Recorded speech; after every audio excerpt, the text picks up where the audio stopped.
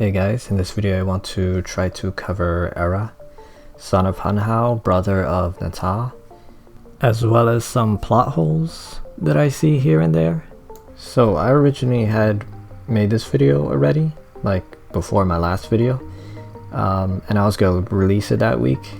However, this video greatly frustrated me. The topic frustrated me, it's very touchy. So I'm just going to redo the whole thing because I don't want to sound angry and frustrated because I feel like that would put you guys off, so I'm redoing it. I also had made a video a while back of my opinions on New War, and I specifically left this topic out of it, even though I wanted to put it in there because I felt it would be too long, and it's also kind of hard for me to articulate all my thoughts into one coherent package on this specific topic because I have a lot of opinions on it. So anyway, like I said before in my original thoughts on New War video, I liked the New War. I appreciate that we finally got it. I enjoyed the Drifter gameplay a lot. I liked a lot of the new elements. Aesthetically, it looked amazing. I love that we got the Lotus back. However, a massive problem I have with the New War is the story. And this might ruin my chances of being partnered with Warframe, but I'd rather not be partnered with Warframe and give you guys my authentic, original opinions and views on every topic I present to you, rather than buttering you up and basically just saying what they want me to say. I don't want to be fake. Like, I'm always going to be real with you guys, even if that means that I don't get partnered with Warframe, which would suck, but it is what it is. So let's get started. So my first problem, and this has to do with Erra and plot holes and the story, all of it. So in this scene, now everyone having played the New War, then looking back on it, you probably all have had a question mark in your head. You're like, what the fuck? Because you see clear as day that Erra is in control of Ballas. Yet in the New War, Ballas magically takes control of the sentients. And there's no explanation for it, and they just brush this under the rug like you guys are idiots, and they just expect you to not notice this or forget about this. However, I doubt you guys are idiots because a lot of you guys leave really good comments in my other videos, as well as a lot of you notice things that I don't even notice. So I don't think you guys are idiots, but I'm thinking that Warframe is kind of hoping that we are idiots and we just forget about this, or we don't pay attention to it. But how can we? It's right there. How can we forget about it? And what I'm trying to say is, like, let's play it out every single scenario, every single explanation they could throw at this, right? So let's say that Ballas. Let's say that Ballas was in control of Erra all along. Okay, if he was in control of Erra all along, then how is it that Erra ever got to the point of being like, you know what, I don't believe in what you believe in anymore. I'm not gonna follow you anymore. How can you ever get to this point if you're mind controlled? You can't, because you're mind controlled. There's no way you're gonna get out of it. So obviously you're not mind controlled. Or if it's like Hathor from Stargate, which is like you're mind controlled by proximity. If that's the case, then why would Ballas let Erra go do his own thing his own way when you know that it's within proximity, and then the proximity would be too far away and then he would not be mind controlled anyway? Why would you let him go? It doesn't make sense.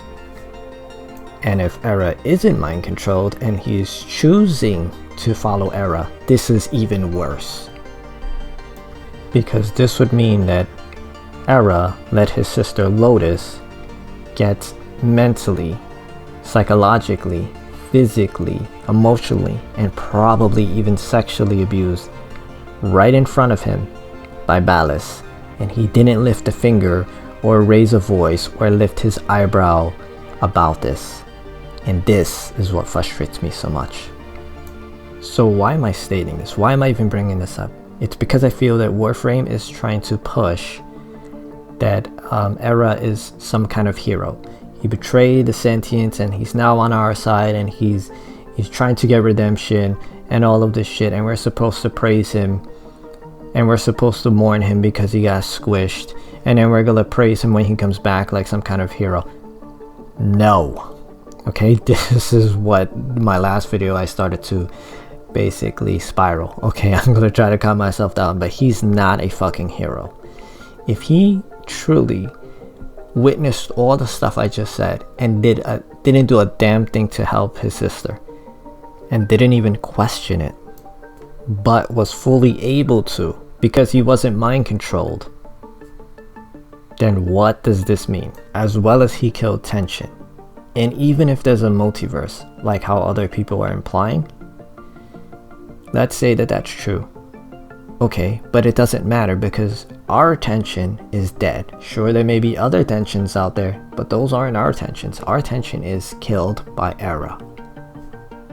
So again, why am I even bringing this up? It's because I'm pretty sure that DE is trying to push in the future that Erra is a hero. They're going to try to bring him back, and we were supposed to mourn that he got squished after helping us, and we're supposed to praise him for choosing our side, and later when he comes back we're supposed to praise that he's alive and on our side or whatever. And I'm completely against this. Like, he's not a hero. I don't care what you do past this point. I don't care what kind of redemption arc you try to do. I don't care what sacrifices you make to try to compensate for your errors in the past. You fucked up. You fucked up too bad from my point of view. And I would never be able to see this character as a hero. This character is one of the worst characters in the game, morally speaking. You cannot paint this person in a hero brush. It's just not possible. So I think I know why DE is doing this, and I'm not claiming to be some like great novelist or something like that, but I have written some novels in the past. I've never published anything, but I have written some.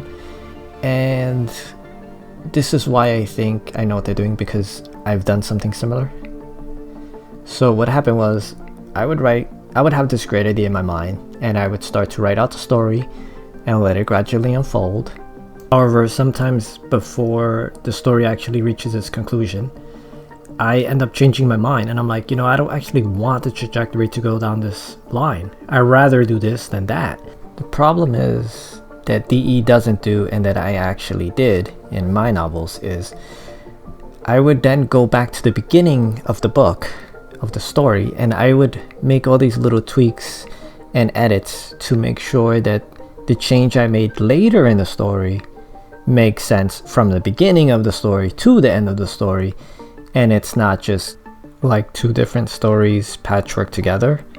And that is very sloppy writing. It's kind of like that old show Lost, which I personally hate. I never watched it, but I could tell I hate it because every single season they just changed the plot of the story, but the other seasons previous to it aren't changed, obviously, so you just have like a constantly shifting plot, but it's not making sense to everything that was there earlier. It is extremely frustrating from a writer's point of view. So I'm not aware if this is obvious to everyone else. I'm not sure what you guys think, but to me this seems very obvious that DE had a set trajectory for Noir. They had this goal in mind of how they wanted things to play out, but somewhere along the line they changed their mind and they cut out the rest of it, and they put some new stuff in there, and they patchworked these two things together. This is why I think it feels so wrong. Like, how did this even happen? Like, I feel like we're missing an episode or something like that. So obviously it's DE's story, and they could do whatever the hell they want with it, obviously. But all I'm saying is it would have made a lot more sense if they would have just went back at least to the clip I showed earlier and edited that and a few things to that point, if there's other stuff there, and tweak those things so that from that point on it makes sense for the changes you made later, rather than these two separate things mismatching, being glued together. Because it's like, how do you get from point A to point 10? These two things are completely different categories. You're fusing together two different elements, and it doesn't make sense. Rather than DE just making believe that this is what they planned all along, when it clearly doesn't feel that way. It feels more like DE just threw a bunch of stuff they wanted to put in a box and then presented that box to us like, here, this is Warframe. And we're just looking at it like, how does this stuff make any coherent sense? It's just a bunch of stuff thrown in there. It's not a coherent story. What DE could do, if they don't want to go back and edit these clips for some reason, what they could do is add like a lost chapter clip where it's explaining behind the scenes what happened between Ballas and Erra and all this stuff. It's that simple. Just answer the questions that people have, because I feel like it's not making sense to a lot of people, and it's probably frustrating a lot of people because there's just too many plot holes. Sure, I named these plot holes that annoy me, but there are so many more plot holes in this story. Just to name another plot hole, just really quick for examples, like Lotus. Why did Lotus go with Ballas in the first place? You know, when they were on Lua and she took off her helmet and stuff like that. Why the hell did she go with Ballas? Like, was she mind controlled? Was she seduced by this weird looking blue creature with a freakishly long arm? Is that what she's into? Was she seduced by that? Like, what the hell? Why the fuck did she go with him? It doesn't make sense. Like, this kind of writing annoys me. It's because you're trying to force a character to do things that they would normally not do. Psychologically speaking, it doesn't make sense. You can't force characters to make decisions they wouldn't make. Like, you guys ever seen The 100? They do this shit in The 100 all the time, and it's extremely frustrating for me to watch. Like, I like the story, I like the world, I like the environment, I like the theme, but the fact that they keep flipping characteristics is annoying as fuck.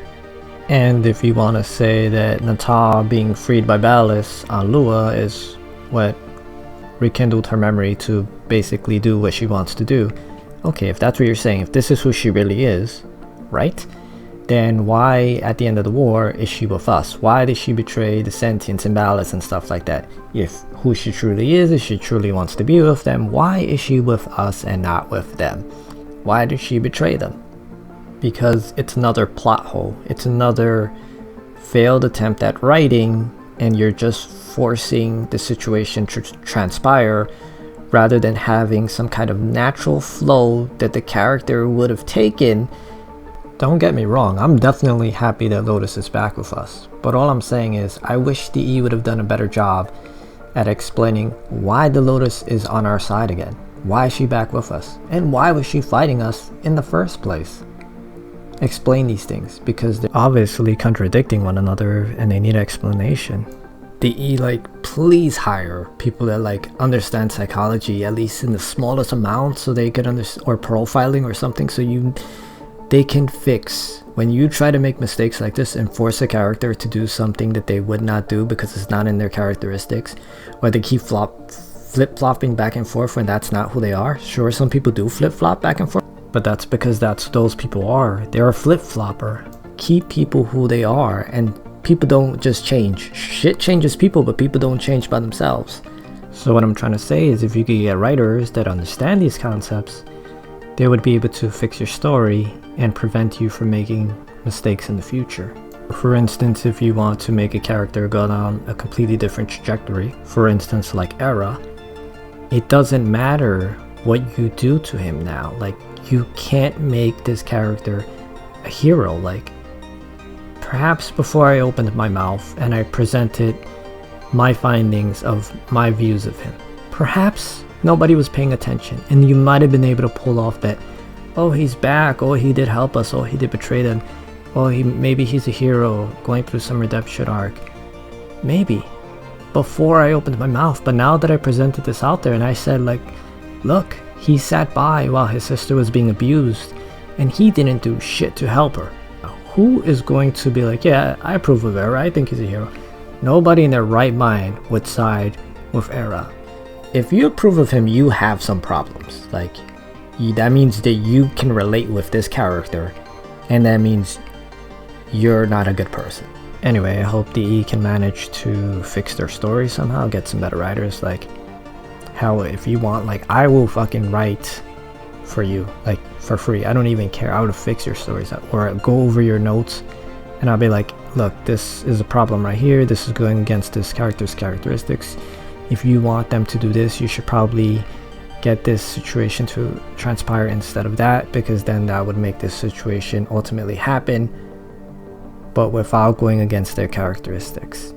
This is what you need, somebody like this. I would do it for free. I don't even care about credit. I just want the story to come out right. I want it to be a natural flow. I hate looking at stories and it's a jumbled mess. It is so frustrating for me. Anyway, that's all I got. This is an extremely touchy subject for me. As you know, I had to redo the video like I said before. So what are you guys' thoughts on this? Do you guys think like they're pushing Erra to be a hero? Do you see the plot holes I'm talking about? Do you see other plot holes that I'm not even mentioning here? Like, I don't know. Just tell me what your guys' thoughts are in here. I do read all the comments. I always do. Anyway, see you guys next time.